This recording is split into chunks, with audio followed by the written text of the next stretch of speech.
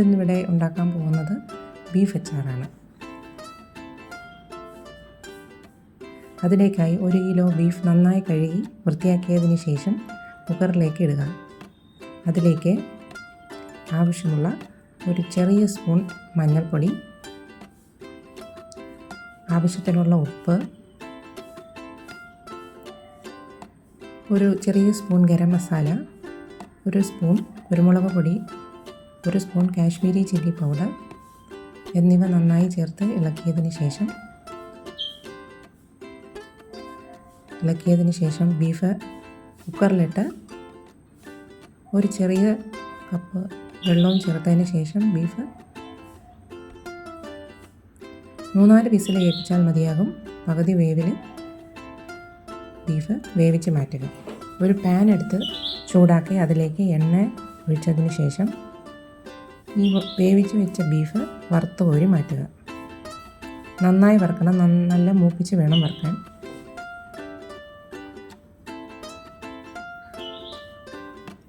Beef വറുത്ത് കോരി മാറ്റിയതിന് ശേഷം അതിനെ ഡ്രെയിൻ ചെയ്യാനായിട്ട് വയ്ക്കുക.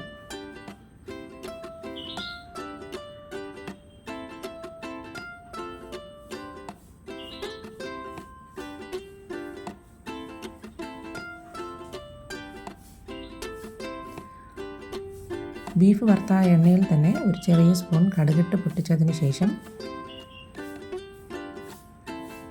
അതിലേക്ക് 2 ഇഞ്ചി നന്നായി കൊത്തിപ്പൊടിച്ചതിട്ട് മൂപ്പിക്കുക. പിന്നെ അതിലേക്ക് തന്നെ 1 കുടം വെളുത്തുള്ളി നമ്മൾ തൊലിച്ച് മാറ്റിയതിന് ശേഷം ആ വെളുത്തുള്ളിയും കൂടി ഇട്ട് അതിലേക്കിട്ട് മൂപ്പിക്കുക.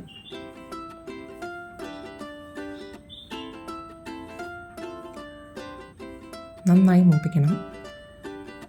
അതിലേക്ക് ഒരു 4-5 പച്ചമുളക് അരിഞ്ഞതും കൂടി ചേർത്ത് നന്നായി മൂപ്പിക്കുക. ആവശ്യത്തിന് കറിവേപ്പിലയും കൂടി ഇട്ടുകൊടുത്ത് നന്നായി വഴറ്റിയതിന് ശേഷം നല്ല മൂക്കണം. നല്ല മൂത്തതിന് ശേഷം